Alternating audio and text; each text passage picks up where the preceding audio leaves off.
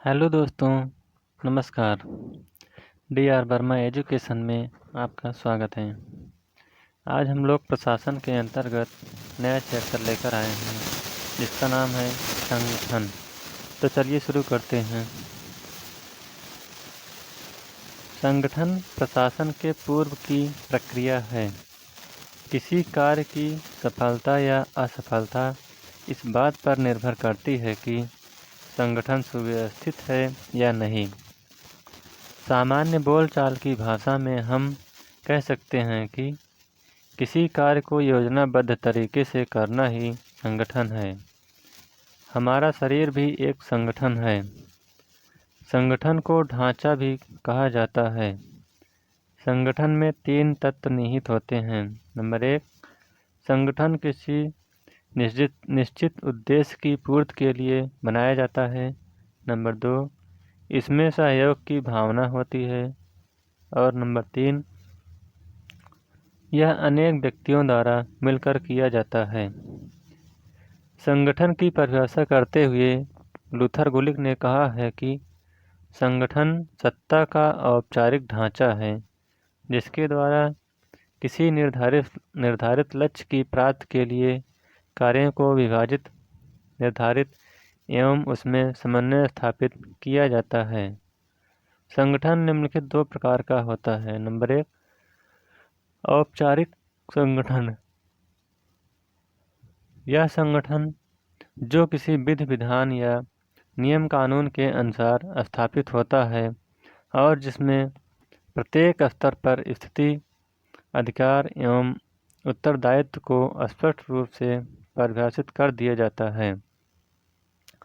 इस प्रकार के संगठनों में अधिकार उच्च स्तर से निम्न स्तर की ओर प्रत्यायोजित होते हैं और पूरा संगठन या संस्था निश्चित उद्देश्यों को आपस में मिलकर प्राप्त करने का प्रयास करती है। नंबर 2, औपचारिक संगठन के अंतर्गत यांत्रिक या वैज्ञानिक सिद्धांत आते हैं, इसलिए इसे यांत्रिक सिद्धांत या इंजीनियरिंग संगठन भी कहते हैं। इसके अंतर्गत 3 सिद्धांत आते हैं। नंबर 1, शास्त्रीय सिद्धांत।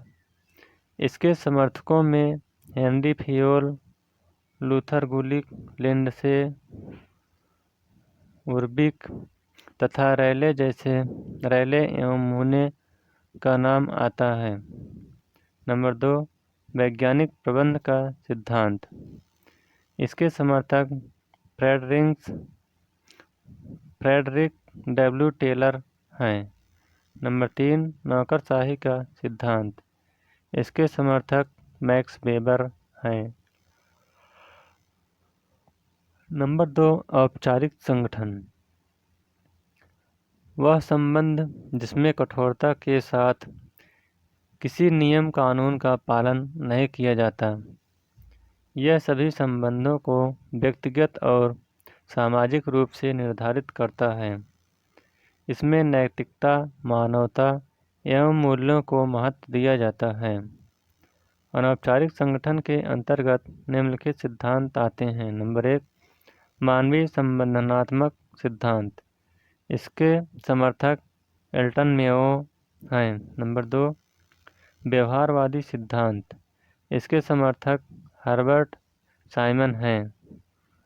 नंबर 3, व्यवस्थावादी सिद्धांत। इसके समर्थक चेस्टर बर्नार्ड हैं। नंबर 4, सामाजिक मनोवैज्ञानिक सिद्धांत। इसके प्रमुख समर्थक डगलस मैकग्रेगर तथा अब्राहम मैस्लो हैं। नंबर 5, पारिस्थितिकी सिद्धांत। इसके समर्थक फ्रेडरिक्स हैं। नंबर 1, शास्त्रीय सिद्धांत। शास्त्रीय सिद्धांत को प्रबंधकीय प्रशासनिक सिद्धांत भी कहा जाता है। इसके समर्थकों में हेनरी फेयोल, लिंडसे उर्बिक और लूथर गुलिक का नाम प्रसिद्ध है। विश्व आर्थिक मंदी के बाद यह महसूस किया जाने लगा कि यदि आर्थिक मंदी को दूर करना है तो संगठन को कुशल एवं मजबूत बनाना होगा। संगठनों को कुशल बनाने के लिए कुछ सार्वभौमिक या वैज्ञानिक सिद्धांतों का निर्माण किया जाए, जिससे शास्त्रीय सिद्धांत कहा जाता है। हेनरी फियोल ने अपनी पुस्तक जनरल एंड इंडस्ट्रियल मैनेजमेंट में संगठन के 14 सिद्धांत बताए हैं, जिसमें 5 प्रमुख हैं और उसे POCCC कहा जाता है। P का मतलब प्लानिंग यानी योजना बनाना। O का मतलब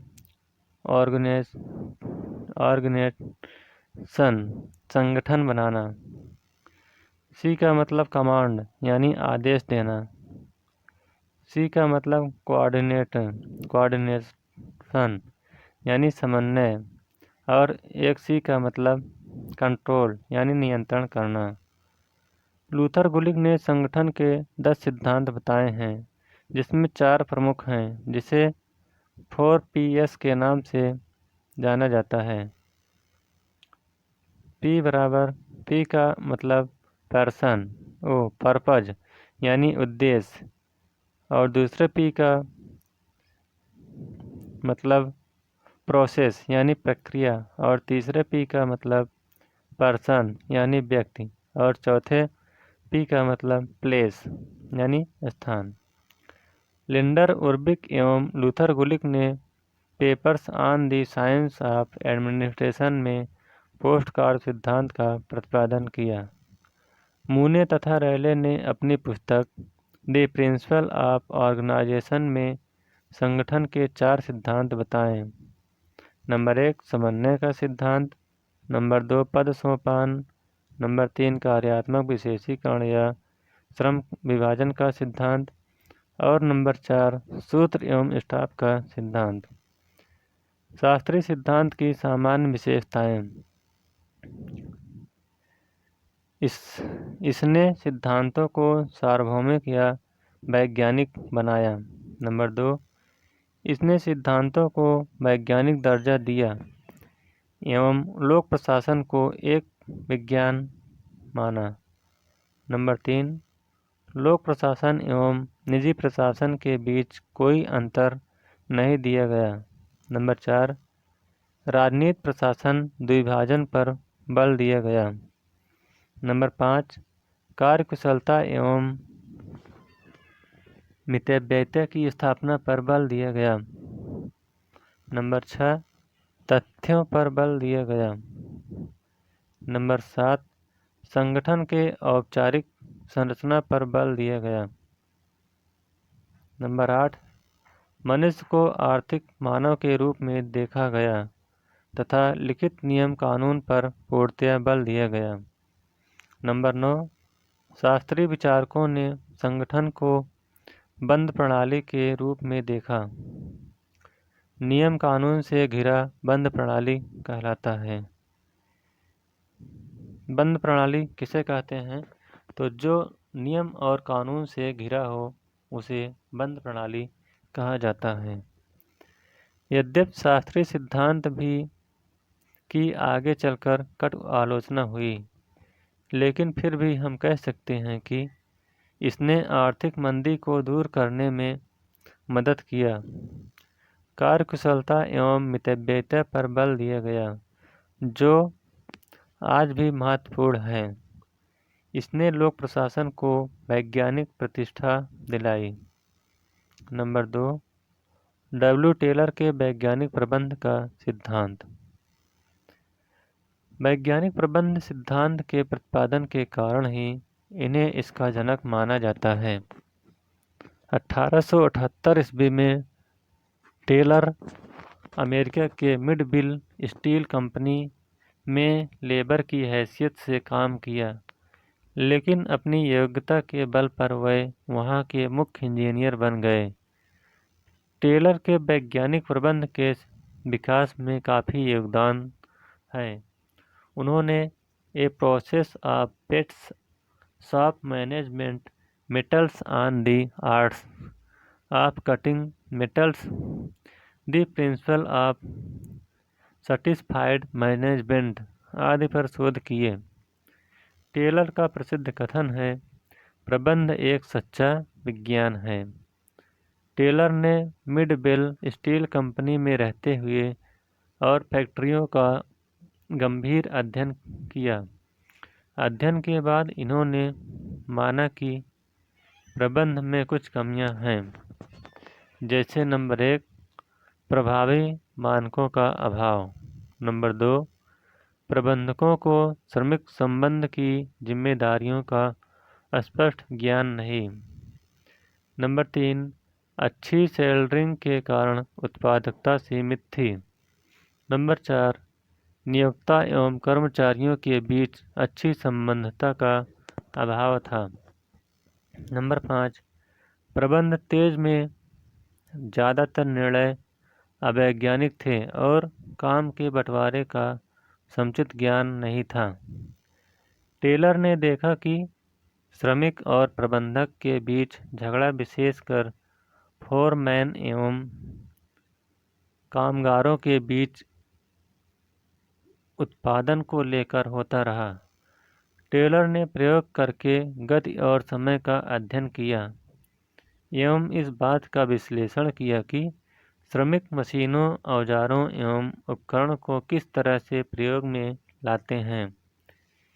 इसी प्रकार से टेलर ने वैज्ञानिक प्रबंध का विकास किया।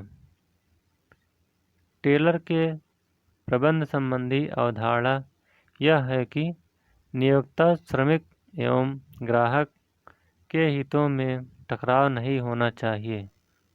उन्होंने कहा कि उच्च उत्पादकता सबके हित में है।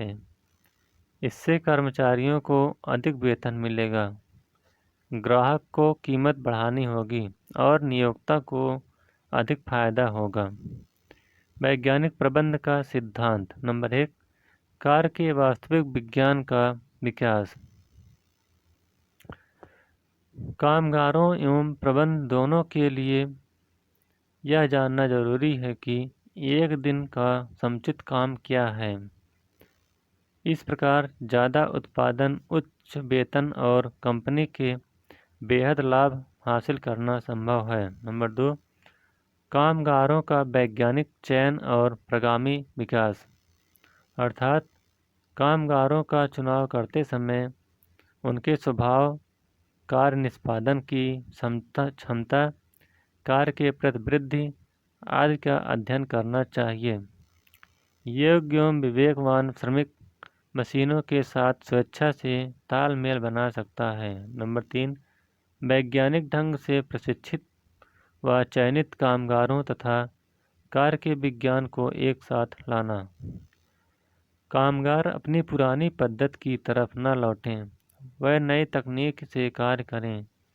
टेलर मानते हैं कि प्रबंधन की यह जिम्मेदारी है कि कामगार के प्रति वह सहयोगी रवैया अपनाए। प्रयास से होना चाहिए कि दोनों पक्षों में सामंजस्य बने ताकि मानसिक क्रांति को बढ़ावा दिया जा सके। नंबर 4, प्रबंधन एवं श्रमिकों के बीच कार्य एवं उत्तरदायित्व का विभाजन। इससे दोनों अपने अपने काम के प्रति उत्सुक रहते हैं और कार्य विभाजन दोनों में एक दूसरे के प्रति समझदारी विकसित करता है एवं पारस्परिक निर्भरता को बढ़ाता है। टेलर का प्रकार्यात्मक पर्यवेक्षक या फोरमैनशिप का विचार।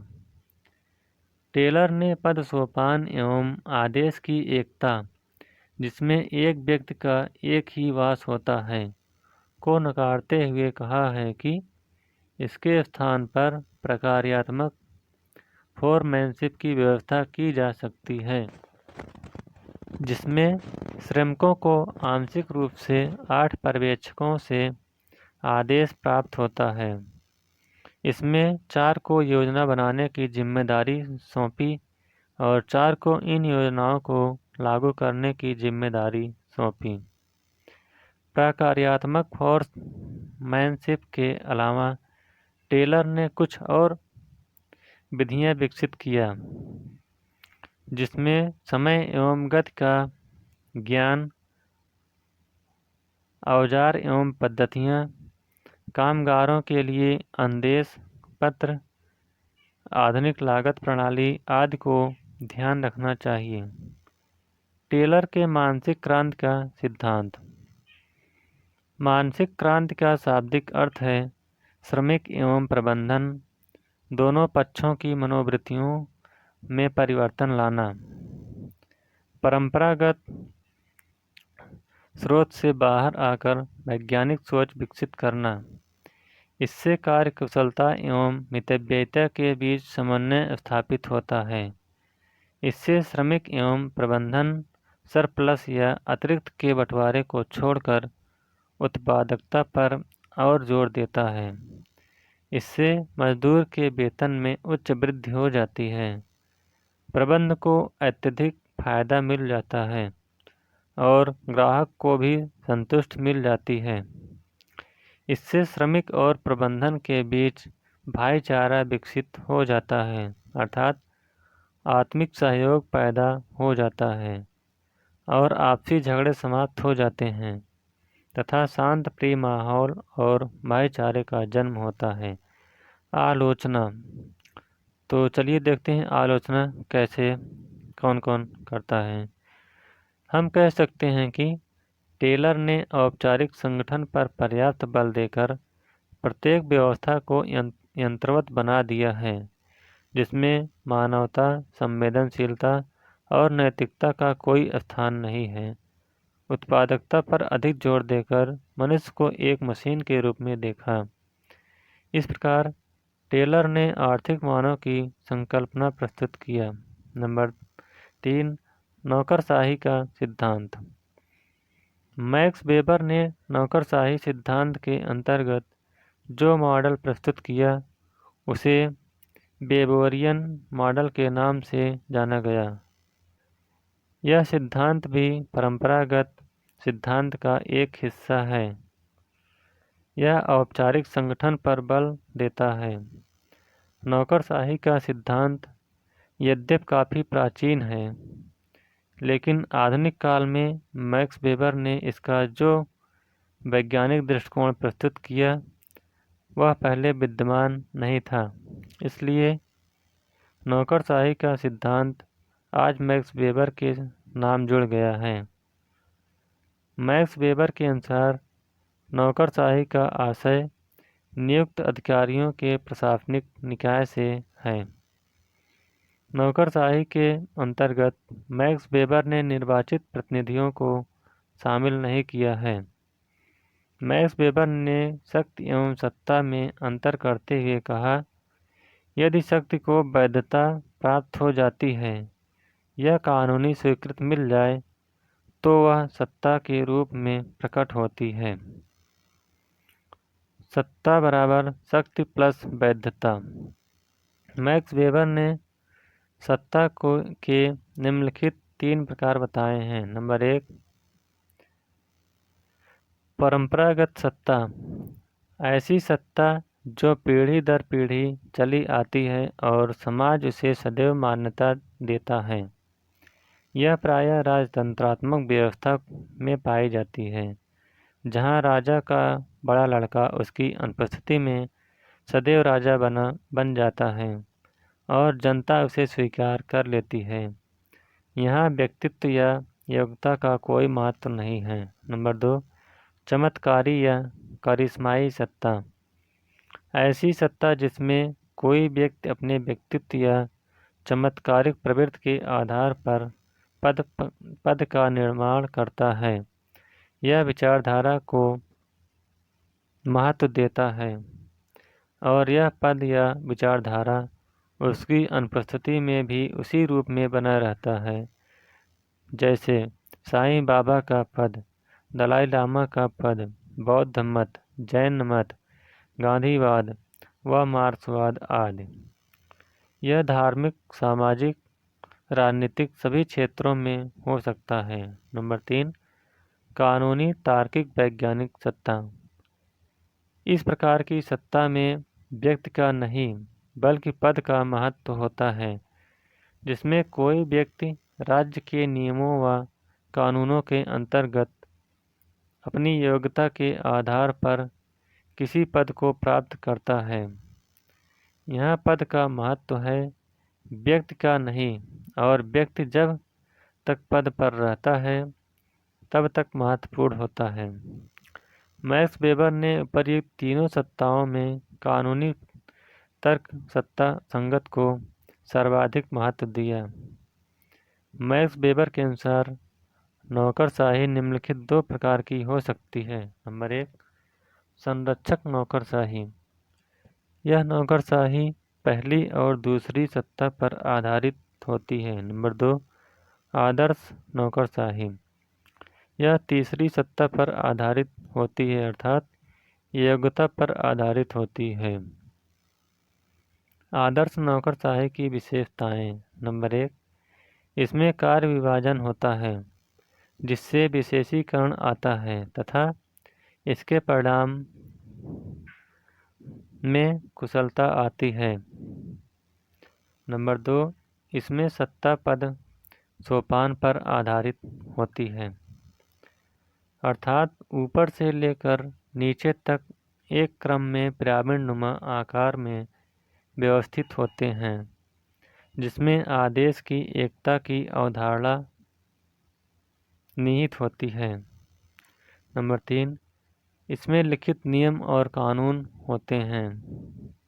नंबर 4, इसमें अवैयक्तिकता होती है, अर्थात सत्ता पद में निहित होती है, व्यक्ति में नहीं। नंबर 5, इसमें तटस्थता की भावना होती है, अर्थात सभी के साथ समान व्यवहार किया जाता है, किसी के साथ कोई पक्षपात नहीं होता है। नंबर 6, नौकरशाही में भर्ती योग्यता के आधार पर होती है, अर्थात द्विप्रतियोगी परीक्षा होती है। नंबर 7, पदोन्नति योग्यता व वरिष्ठता दोनों पर आधारित होती है। नंबर 8, इसमें नगद वेतन की व्यवस्था होती है। नंबर 9, इसमें अनुशासन एवं नियंत्रण की व्यवस्था होती है। नंबर 10, निजी व्यापार नहीं हो सकता और जीवन यापन वेतन पर आधारित होता है। मैक्स वेबर की नौकरशाही की आलोचना हुई। इसे पूर्णतः सैद्धांतिक, अमानवीय एवं यंत्रवत बताया गया। कठोर नियंत्रण मनोवैज्ञानिक पहलू के लिए हानिकारक है। एक प्रकार से यहाँ नौकरशाही को केवल औपचारिक कानूनों पर सीमित करके उसे यंत्रवत बना दिया गया और संवेदनहीन और मानवता विहीन पर आधारित है। नोट: वास्तव में मैक्स वेबर की नौकरशाही केवल कानून व्यवस्था को कठोरता के साथ लागू करने और उसका पालन करवाने तक ही सीमित थी। जन कल्याण से उसका कोई लेना देना नहीं था।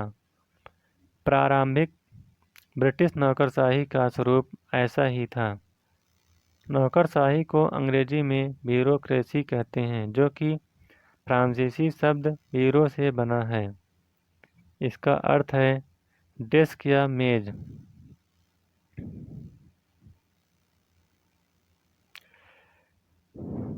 मेज पर बिछे हुए कपड़े को ब्यूरल कहा जाता है। फाइनर ने ब्यूरोक्रेसी को डेस्क या मेज का शासन कहकर पुकारा। नौकरशाही का सर्वप्रथम प्रयोग सन 1754 में फ्रांसीसी अर्थशास्त्री विसेंट डी गोर्ने ने किया। गोर्ने के अनुसार फ्रांस में एक बीमारी है जिसे यूरोग्रेनिया की संज्ञा दी जाती है। हर्बर्ट मॉरिसन के अनुसार नौकरशाही संसदीय प्रजातंत्र का मूल्य है। इंग्लैंड में नौकरशाही के मुख्य आलोचक रैमजे मेयर ने अपनी प्रसिद्ध पुस्तक हाउ ब्रिटेन इज गवर्न में लिखा है, नौकरशाही मंत्रिमंडलीय उत्तरदायित्व की आड़ में पनपती है। लॉर्ड हेवर्ड के अनुसार नौकरशाही को नवीन स्वेच्छाचारिता या नवीन निरंकुशता की संज्ञा दिया। नौकरशाही के प्रमुख विचारकों में Karl Marx, F M. Marx, Robert Michels, Mosca Merton व मैक्स वेबर का नाम प्रसिद्ध है। कार्ल मार्क्स का कथन है, नौकरशाही पूंजीपतियों एवं राज्य के हाथ में एक यंत्र है जिसका प्रयोग गरीबों के शोषण के लिए किया जाता है। रॉबर्ट मिचेल्स ने अल्पतंत्र के लौह नियम को नौकरशाही माना। मोस्का की प्रसिद्ध पुस्तक रूलिंग क्लास है। एफ.एम. मार्क्स ने नौकरशाही के निम्नलिखित 4 प्रकार बताए। नंबर 1, जातीय नौकरशाही, रोमन साम्राज्य। अभिभावक नौकरशाही, चीन। संरचनात्मक नौकरशाही या लूट घसोट प्रणाली या अमेरिका में पाई जाती है। योग्यता आधारित नौकरशाही या इंग्लैंड में पाई जाती है। वर्तमान में योग्यता आधारित नौकरशाही है। वेपर ने प्रतिनिधित्व नौकरशाही की बात की। इसका अर्थ है कि नौकरशाही में संरक्षण की व्यवस्था होती है ताकि कमजोर वर्ग को भी इसमें प्रतिनिधित्व मिल जाए। वैज्ञानिक टेलर के प्रबंध की प्रतिक्रिया स्वरूप एल्टन मेयो के मानवीय सिद्धांत का जन्म हुआ। इसका उद्देश्य शास्त्रीय सिद्धांत की कमियों को दूर करना है। यह विशेष रूप से 1930 में अस्तित्व में आया। शास्त्रीय सिद्धांत में औपचारिक संगठन ने मानव तत्व की उपेक्षा की और संगठन के केवल यांत्रिक पक्ष पर जोर दिया, सामाजिक व मनोवैज्ञानिक पक्ष पर नहीं। एल्टन मेयो ने इन्हीं कमियों को दूर करने के लिए मानव संबंध सिद्धांत को जन्म दिया, जो औपचारिक संगठन पर आधारित है। इसके अन्य समर्थकों में रोकलिस वर्जर, मैरी फालेन, विलियम जे विल्सन, वार्नर तथा जे हेलरसन का नाम प्रसिद्ध है। इस सिद्धांत में व्यक्तियों तथा उनकी अप्रेरणाओं पर बल दिया गया। इस सिद्धांत की मूल परिकल्पना यह है कि व्यक्ति के तौर पर श्रमिक और उसके कार्य सम्मुख के सामाजिक मनोवैज्ञानिक पक्षों को महत्व देना चाहिए। जहाँ शास्त्रीय सिद्धांत औपचारिक संगठन, यांत्रिकता और आर्थिक मानव पर बल देता है, वहीं पर मानवीय सिद्धांत अनौपचारिक संगठन, व्यावहारिकता एवं सामाजिक मानव पर बल देता है। हार्थोन प्रयोग। यह प्रयोग एल्टन मेयो के मानवीय सिद्धांत का आधार है। इसने शास्त्रीय सिद्धांतों की मान्यताओं को गिरा दिया और औपचारिक, आर्थिक व यांत्रिक मानव की धारणा को अस्वीकार करते हुए मानव संबंधों पर बल दिया। हार्थोन प्रयोग अमेरिका के वेस्टर्न इलेक्ट्रिक कंपनी के शिकागो नगर के समीप हार्थोन नामक स्थान पर स्थित विशाल संयंत्र में किए गए। इस प्रयोग का अध्ययन निम्नलिखित चरणों में किया जा सकता है। नंबर 1, महान प्रकाश व्यवस्था। यह प्रयोग फैक्ट्री में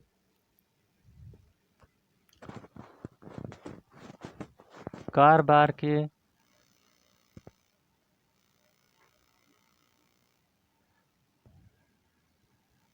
समूह के कार्य निष्पादन पर प्रकाश के प्रभाव को जानने के लिए किया गया। परिणाम यह हुआ कि इसका कोई प्रभाव नहीं पड़ा।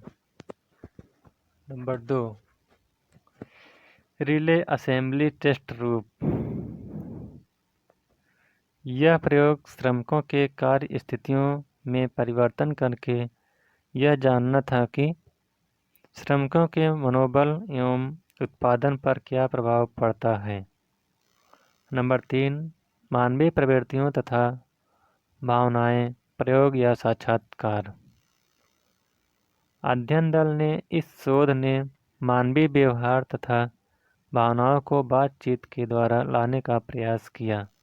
नंबर 4, सामाजिक संगठन या बैंक बायरिंग। यह प्रयोग एल्टन मेयो द्वारा हार्थोन संयंत्र में किया गया अंतिम प्रयोग था। इस प्रयोग द्वारा समूह के व्यवहार का विश्लेषण किया गया। अध्ययन दल ने समूह के व्यवहार को भी जांचा। इस प्रयोग का विस्तृत विवरण रोखलिस, वर्जर तथा विलियम जे डिक्सन द्वारा रचित पुस्तक मैनेजमेंट एंड द वर्कर्स में है। एल्टन मेयो के प्रयोग से निम्नलिखित निष्कर्ष निकला। नंबर 1, मनुष्य एक सामाजिक प्राणी है और उसे यंत्र नहीं समझा जाना चाहिए। नंबर 2, सामाजिक मनोवैज्ञानिक तत्व श्रमिकों के कार्य, मनोबल तथा उत्पादन को प्रभावित करते हैं, न कि भौतिक तत्व। नंबर 3, कार्य विभाजन, विभेदीकरण, सहयोग प्राप्त करने का कुशल दृष्टिकोण नहीं है। सामाजिक कौशल अधिक महत्वपूर्ण है। नंबर 4, श्रमिकों के व्यवहार एवं संतुष्टि महत्वपूर्ण है। कुल मिलाकर हम कह सकते हैं कि इस सिद्धांत ने निम्नलिखित 3 बातों पर बल दिया। नंबर 1, व्यक्ति का महत्व। नंबर 2, व्यक्ति का औपचारिक संगठन। नंबर 3, साझेदारी प्रबंधन। शास्त्रीय सिद्धांत एवं मानवीय संबंध में अंतर। नंबर 1, शास्त्रीय सिद्धांत औपचारिक संगठन की संरचना पर बल देता है और मानव संबंध सिद्धांत अनौपचारिक संगठन की संरचना पर बल देता है। नंबर 2, शास्त्रीय सिद्धांत संगठन को तार्किक एवं अव्यक्तिगत व्यवस्था मानता है, जबकि मानव संबंध उपागम संगठन को भावनात्मक तथा सामाजिक व्यवस्था मानता है। नंबर 3, शास्त्रीय सिद्धांत श्रमिकों को आर्थिक मानव के रूप में देखता है, जबकि मानव संबंध सिद्धांत श्रमिकों को सामाजिक मानव के रूप में देखता है। नंबर 4, शास्त्रीय सिद्धांत संगठन के मशीनी तथा क्रिया प्रणाली पर ज़्यादा जोर देता है, जबकि मानव संबंध सिद्धांत सामाजिक मनोवैज्ञानिक पक्ष पर अधिक जोर देता है। नंबर 5, शास्त्रीय सिद्धांत संगठन को पूर्णतः नियमों कानूनों के अंतर्गत संचालित करने का प्रयास करता है, जबकि मानवीय सिद्धांत भावनाओं, आवृत्तियों तथा इच्छाओं को संगठनात्मक व्यवहार का आधार मानता है। नंबर 6, शास्त्रीय सिद्धांत कार्मिकों को एक रूपी मानता है, जबकि मानव संबंध कार्मिकों को विविधतापूर्ण मानता है। नंबर 7, शास्त्रीय सिद्धांत भौतिक पर्यावरण पर बल देता है, जबकि मानव संबंध सिद्धांत सामाजिकता पर बल देता है। नंबर 8, शास्त्रीय सिद्धांत ने मनुष्य को आणविक मानव या परमाणु मानव के रूप में देखता है, जबकि मानव संबंध सिद्धांत सामाजिक मानव के रूप में देखता है। व्यवहारवादी उपागम। व्यवहारवाद के प्रमुख समर्थक Herbert Simon, Chester Barnard, Maslow, Herzberg हैं। हम जानते हैं कि शास्त्रीय विचारकों में औपचारिक संगठन, आर्थिक प्रेरणा, भौतिक यांत्रिक कारकों तथा प्राथमिकता पर अधिक बल दिया, जबकि मानव संबंध के विचारों में अनौपचारिक संरचना, सामाजिक मनोवैज्ञानिक कारक, मूल्य तथा गैर तार्किकता पर अधिक बल दिया।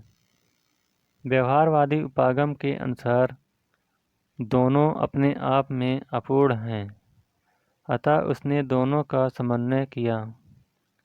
एक प्रकार से शास्त्रीय सिद्धांतवाद है। मानव संबंध सिद्धांत प्रतिवाद है।